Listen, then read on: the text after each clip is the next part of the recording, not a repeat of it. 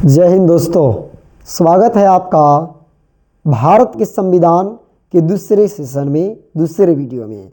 और आज हम बात कर रहे हैं संविधान के भाग 2 जिसमें नागरिकता की बात कही गई है। क्या क्या चीज़ें कही गई है तो भाग 2 में अनुच्छेद 5 से रखा गया है। तो अनुच्छेद 5 जो है ये भाग 2 के अंतर्गत आता है। तो अनुच्छेद 5 हमें क्या बतलाता है? तो ये हमें नागरिकता बताता है कि आखिर कौन होगा भारत के नागरिक। तो सुनेंगे ध्यान से, समझेंगे अच्छे से और कमेंट में बताएंगे प्यार से कि आपको इस वीडियो से कुछ हेल्प मिला है या नहीं। तो इस संविधान के प्रारंभ पर प्रत्येक व्यक्ति मतलब वो व्यक्ति जिसका भारत के राज्य क्षेत्र में अधिवास है, मतलब कि भारत के ही राज्य क्षेत्र में वो रहता है। और सबसे पहले कि जो भारत के राज्य क्षेत्र में जन्मा था वो भारत के नागरिक होगा, या जिसके माता पिता में से कोई भारत के राज्य क्षेत्र में जन्मा था, मतलब कि माता या पिता वो भारत में जन्म लेना चाहिए था, तो वो भारत के नागरिक होगा। जो ऐसे प्रारंभ से ठीक पहले कम से कम 5 वर्ष तक भारत के राज्य क्षेत्र में मामूली तौर से निवासी रहा हो, भारत का नागरिक होगा। इसी के तहत जितने भी गैर भारतीय हैं वो आके भारतवासी बन जाया कर रहे हैं। इसी के तहत बांग्लादेशी जो है वो आकर भारत की नागरिकता ग्रहण कर लेता है। किसके तहत? ऐसे प्रारंभ से ठीक पहले कम से कम 5 वर्ष तक भारत के राज्य क्षेत्र में मामूली तौर से निवासी रहा। अगर वो निवासी रहा तो भारत का नागरिक होगा। और इसी नियम के तहत, नागरिकता के सिद्धांत के तहत सभी जो गैर भारतीय हैं वो आकर भारतीय हो जा रहे हैं और भारत की जगहों में, भारत के क्षेत्रों में, भारत की धरती पे वो भारत की धरती को घेर ले रहे हैं। इस बात को समझ में आ रहा है कि गैर भारतीय भी आके भारत में रह सकते हैं, निवासी बन सकते हैं, बशर्ते उन्हें यहाँ कम से कम 5 वर्ष तक भारत के राज्य क्षेत्र में मामूली तौर से निवास करना होगा। और हम अनुच्छेद 6 की बात करेंगे प्रवर्जन को लेकर। तो पाकिस्तान से भारत को प्रवर्जन करने वाले कुछ व्यक्तियों के नागरिकता के अधिकार, मतलब कि विभाजन के बाद इधर उधर जाने वाले लोगों के किस तरह से अधिकार होंगे नागरिकता के अधिकार को। तो अनुच्छेद 5 में किसी बात के हुए भी कोई व्यक्ति जिसने ऐसे राज्य क्षेत्र से जो इस समय पाकिस्तान के अंतर्गत है, मतलब कि वो किसी तरह से कहाँ है, पाकिस्तान के अंतर्गत है, मतलब कि वो पाकिस्तान में रह रहा है, लेकिन क्या है कि भारत के राज्य क्षेत्र को प्रवर्जन किया है, मतलब कि भारत के राज्य क्षेत्र को वो छोड़ चुका है। तो इस संविधान के प्रारंभ पर भारत का नागरिक समझा जाएगा, मतलब कि अब वो भारत में नहीं है, अब वो चला गया है पाकिस्तान के अंतर्गत, लेकिन फिर भी अगर वो भारत के राज्य क्षेत्र का प्रवर्जन किया है तो भारत के नागरिक समझा जाएगा। यदि वह अथवा उसके माता पिता, यदि वह अथवा उसके माता पिता में से कोई अथवा उसके पितामह या पितामही, मातामह या मातामही में से कोई भारत का शासन अधिनियम 1935 में परिभाषित भारत में जन्मा था तो वो भारत के नागरिक होगा। और जबकि वह व्यक्ति ऐसा है जिसने 19 जुलाई 1948 से पहले इस प्रकार प्रवर्जन किया है, तब वह अपने प्रवर्जन की तारीख से राज्य क्षेत्र में मामूली तौर से निवासी रहा है तो भी वो भारत के नागरिक समझा जाएगा।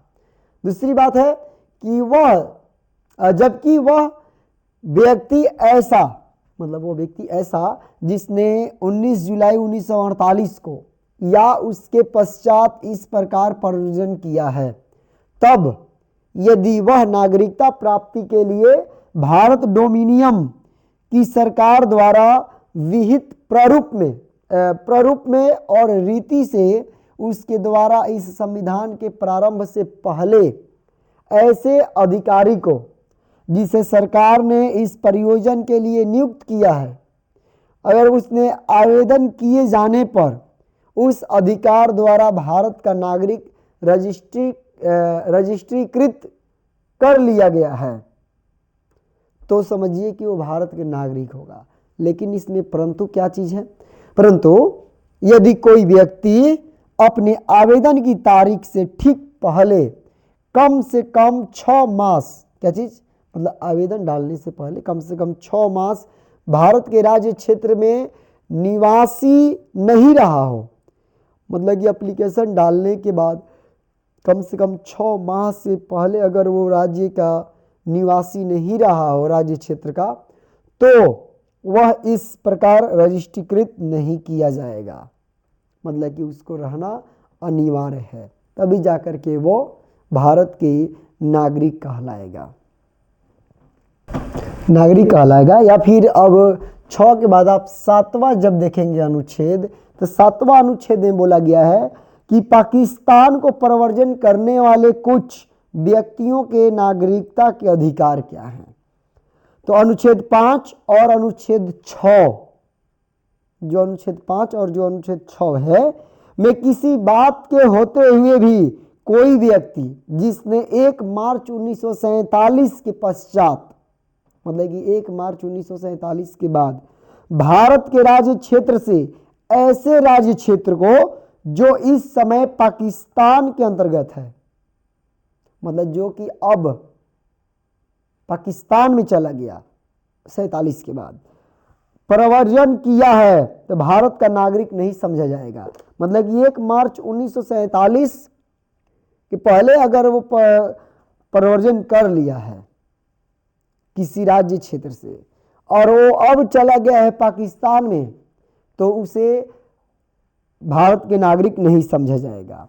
परंतु इस अनुच्छेद में कोई बात ऐसे व्यक्ति पर लागू नहीं होती जो ऐसे राज्य क्षेत्र को जो इस समय पाकिस्तान के अंतर्गत हैं प्रवर्जन करने के पश्चात भारत के राज्य क्षेत्र को ऐसी अनुज्ञा की अधीन लौट आया है, मतलब कि वापस आ गया है, जो पुनर्वास के लिए अस्थायी रूप से लौटने के लिए किसी विधि के प्राधिकार द्वारा या उसकी अधीन दी गई है। और प्रत्येक व्यक्ति ऐसे व्यक्ति के बारे में अनुच्छेद 6 के खंड ख, अनुच्छेद 6 के खंड ख में जब आप देख रहे हैं कि ऐसा व्यक्ति जो 19 जुलाई 1948 से पहले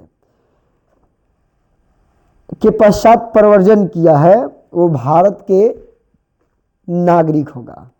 और हम 8वां अनुच्छेद पर बात करें तो 8वां अनुच्छेद हमें क्या दर्शाता है?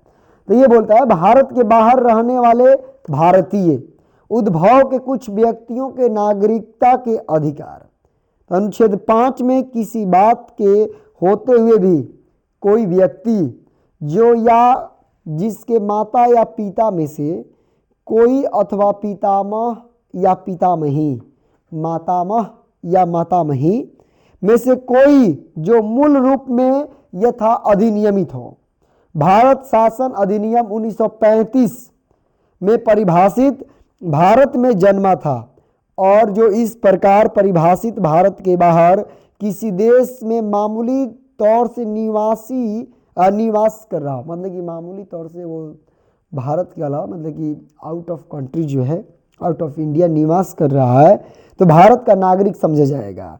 यदि वह नागरिकता प्राप्ति के लिए भारत डोमिनियन की सरकार द्वारा, भारत सरकार द्वारा विहित प्रारूप में और रीति से अपने द्वारा इस देश में जहां वह तत्समय निवास कर रहा है, मतलब कि वो जिस देश में अगर वह निवास कर रहा है, तो भारत के राजनयिक और कौंसिलीय प्रतिनिधि को इस संविधान के प्रारंभ से पहले या उसके पश्चात आवेदन किए जाने पर ऐसे राजनयिक काउंसिलीय प्रतिनिधि द्वारा भारत का नागरिक रजिस्ट्रीकृत कर लिया गया है, मतलब कि उसको भारत के नागरिक समझा जाएगा। इसके बाद अनुच्छेद 9 जो है, 9 हमें क्या बतलाता है? तो विदेशी राज्य की नागरिकता स्वेच्छा से अर्जित करने वाले व्यक्तियों का नागरिक न होना, ये अनुच्छेद 9 से पता चलता है। इसमें क्या है? तो यदि किसी व्यक्ति ने किसी विदेशी राज्य की नागरिकता स्वेच्छा से अर्जित कर ली है तो अनुच्छेद 5 के आधार पर वह भारत का नागरिक नहीं होगा।